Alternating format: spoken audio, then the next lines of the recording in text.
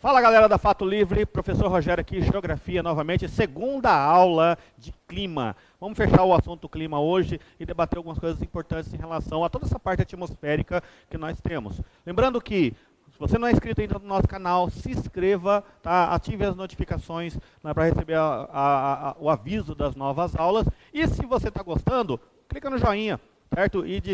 Pode repartir e dividir o conteúdo com os colegas, porque para o Enem, quanto mais conteúdo é melhor. Então, falando de clima, né, na continuação aqui da nossa aula, eu falei de camadas da atmosfera, falei de precipitação, falei de umidade, de temperatura na aula passada, e aqui que eu falo um pouquinho da questão da circulação do ar. É importante entender essa dinâmica de movimento no ar que ocorre dentro da troposfera, justamente para a gente poder tomar um conhecimento de qual que é, né, a cada espaço pode ter o seu determinado clima. Quando a gente fala disso aqui, ó, a partir da pressão tomada no nível médio do mar, é representada as cartas de tempo, né, ou chamadas cartas sinópticas, por linhas que unem pontos da mesma pressão do ar, chamados isóbaras. Então, olha só, a circulação da atmosfera está ligada justamente à pressão que o ar tem em determinadas porções do nosso planeta. Eu não tenho um mesmo tipo de massa e o ar não circula da mesma forma no mesmo espaço. Lembrando que, certo, um conjunto de massas mais quentes, de ar mais quente, ela tem uma densidade diferente de um ar mais frio. Tá? No ar mais frio você tem um nível de compactamento de moléculas de oxigênio diferente do que é de um ar quente, que está mais expandido. Então, por conta disso, toda essa parte da diferença de climas que tem em cada parte do nosso planeta, você também tem diferenças de pressão. Certo? Então, a pressão do ar sofre alteração da superfície em virtude da distribuição da umidade e na energia da Terra. Então, eu tenho áreas onde o ar é mais aquecido. Né? As moléculas se afastam mais uma da outra, quer dizer, tem um ar mais expandido, e aí reduz a pressão exercida por elas. Nessas áreas, né, chamado de áreas de baixa pressão, ou BP, né, ou também chamada de ciclonais. Então, nessas áreas, o ar é mais quente, mais expandido, maior. Né? O inverso é as áreas de alta pressão, que são áreas de ar frio. O ar frio ele é um ar mais densado, certo? Mais densado. E aí eu tenho, por conta disso, né, uma parte chamada de anticiclonal ou de baixa pressão, AP. Então, em áreas de baixa latitude, próximo ao Equador, são áreas mais quentes, se concentra um nível elevado de energia solar, o ar sofre uma expansão maior, configurando áreas de baixa pressão. Em áreas de latitude maior, áreas frias, ocorre o inverso, gerando áreas de alta pressão. Então, baixa pressão ligado às áreas equatoriais com calor. Alta pressão ligado às áreas mais afastadas dos trópicos, ligado ao frio. Tá? E aí, nisso, o ar circula de áreas de alta pressão para baixa pressão, de baixa pressão para alta pressão. Toda essa movimentação de massas, né, de ar de circulação, que gera circulação atmosférica, gera ventos diferentes. Certo? E aí os principais são os ventos alísios. Tá? E os ventos alísios, eles vêm do sudeste para o nordeste e migram em direção ao Equador. Vou mostrar daqui a pouco um desenho disso aqui para vocês. E aí ele forma a chamada zona de convergência intertropical, onde, né, você tem ali uma movimentação de massas de ar frias e massas de ar quente. Então você tem isso aqui, por exemplo, na região da Amazônia e no Atlântico Sul, onde você tem mais umidade, né, do que a porção central do Brasil. Tá? Aqui é um exemplo dessa circulação.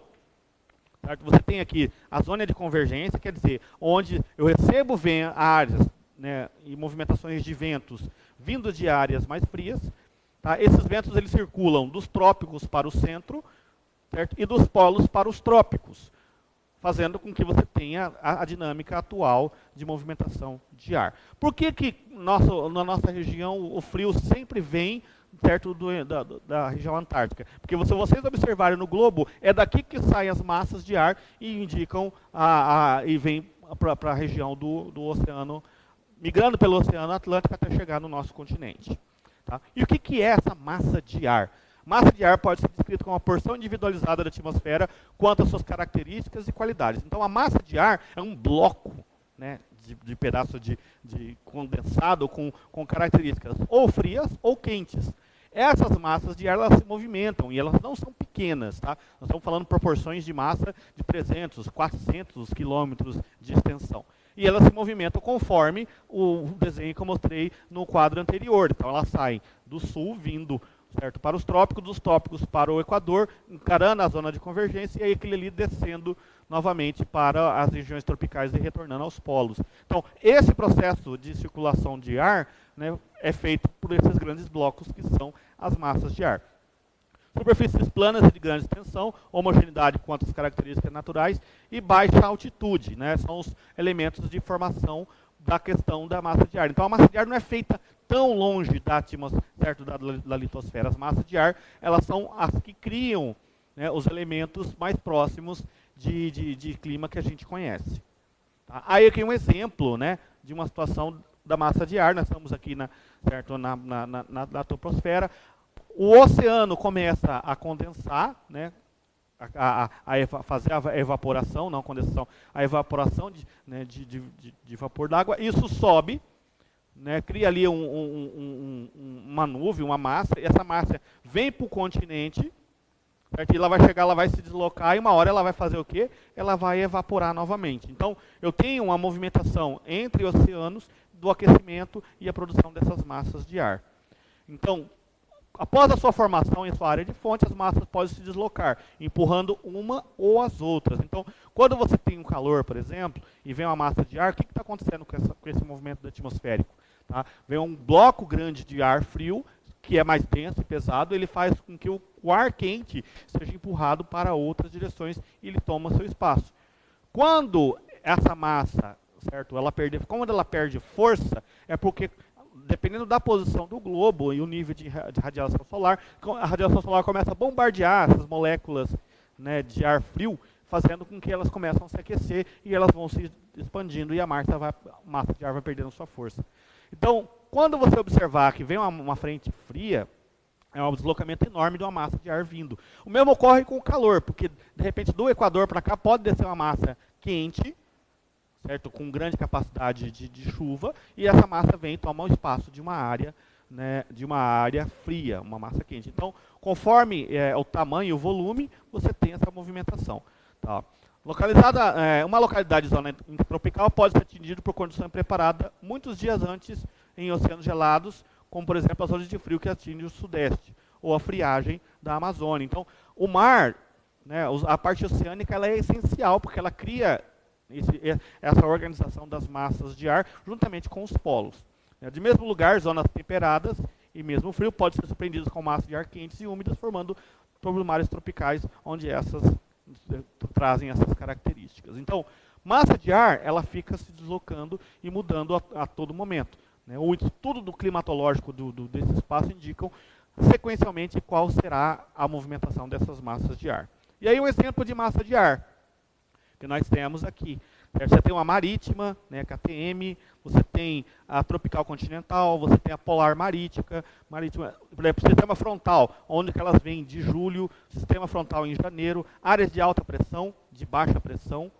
Tá? Então você tem toda uma movimentação aqui das massas de ar e o deslocamento delas. Então, se vocês observarem, né, das áreas de alta pressão, são as áreas que eu tenho aqui, a criação das massas de ar e a movimentação dessas massas dentro do planisfério. Frentes. Tá? Dentro das massas de ar, eu tenho as frentes. Então, o que é a frente?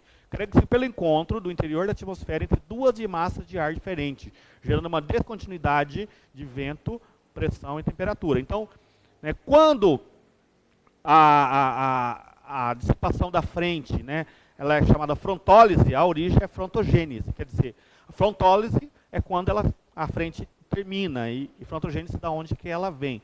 Quanto o ar mais frio e denso ocupa o lugar quente, né, empurra para a frente e provoca a seção, caracterizando uma frente fria. Então, a frente, ela faz o quê? O encontro de duas massas, né, de ar. Quando ele escuta falar assim, vem frente fria por aí, é porque um pedaço de uma massa de ar se deslocou e vai tomar o lugar de uma massa de ar quente. Certo? A frente, ela tem todo esse deslocamento de massas de ar diferente.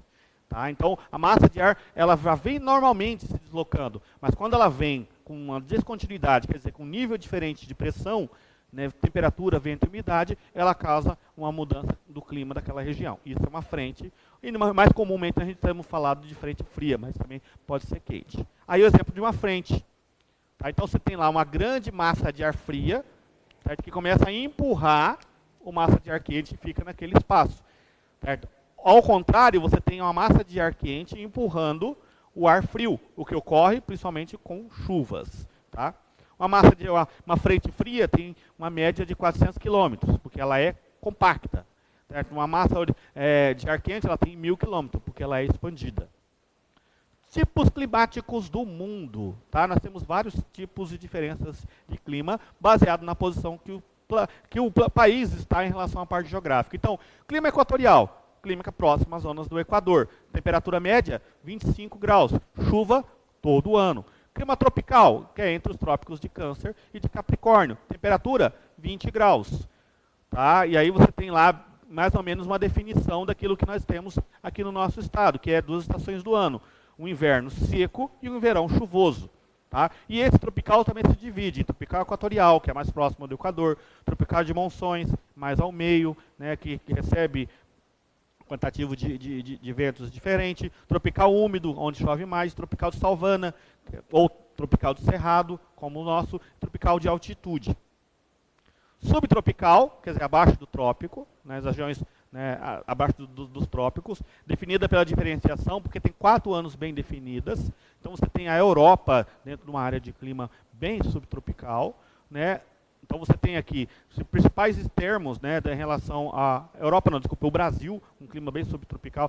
São Paulo, Mato Grosso do Sul, Paraná, Santa Catarina, todos são exemplos de lugares com clima subtropical. Tá? Interessante a questão do clima, que varia, né, bastante durante o ano. Temperado, que é o clima, né, com 4 estações bem definidas, esse sim é o clima que eu tenho na Europa, na América do Norte e na Ásia. Clima de Mediterrâneo, na região do Mediterrâneo, né, com temperaturas de 18 a 25 graus, período chuvoso, o inverno, né, e o verão bem seco. Clima desértico, né, com áreas com calor acima de 30 graus, mas sabendo que pode chegar até 50, e com baixa umidade do ar, por isso também você tem ali poucos momentos de chuva. Então você tem aqui no Saara, na África, no Oriente Médio, né, no Oeste Americano, né, no México, no Atacama, né, no Chile aqui, na Austrália, na Índia, você tem incidências dos climas desérticos. Clima semiárido, então, como aqui na região do Nordeste do Brasil, certo? Com média de 27 graus. Clima continental árido, né, que aí ali você tem na Patagônia, em áreas de montanha, né, e na Ásia Central. Frio de montanha, que é em lugares com altas altitudes, né? E o clima polar, que é aquele mesmo das regiões ligadas aos polos, principalmente lá na região do Polo Norte. E aqui os principais climas no mundo, né? Clima desértico, essa parte amarela, você está vendo que tem várias partes. Tá? Então, não é uma faixa específica que eu tenho o clima específico de deserto. Tá? Eu tenho a parte equatorial, né? Eu tenho a parte mediterrânea, eu tenho o clima temperado. Então eu tenho uma incidência, né, de partes climáticas. Né? É interessante lembrar que eu tenho as partes polares, né, que, tanto no Polo Norte quanto no Polo Sul, uma parte temperada, que é ao meio do globo, e uma parte intertropical, que estão entre os trópicos.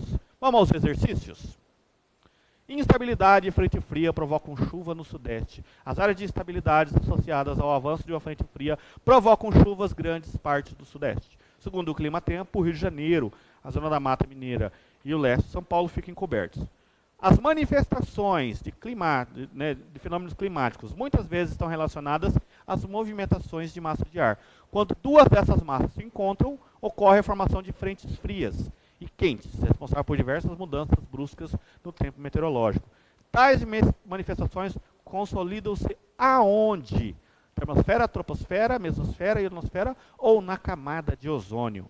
Tá? Na troposfera, certo? Que é a camada mais próxima que nós temos aqui da Terra. Tá? Observando o esquema abaixo, ao lado aqui no caso, a circulação atmosférica da superfície indica a alternativa correta. Observando o mapinha aí que vocês estão vendo aí, ó, de áreas de alta pressão, vindo para áreas de baixa pressão, da movimentação. Os ventos alísios dirigem nas áreas tropicais para as equatoriais, em sentido horário ao hemisfério norte e anti-horário no hemisfério sul, graças à força de Coriolis, associada ao movimento da Terra.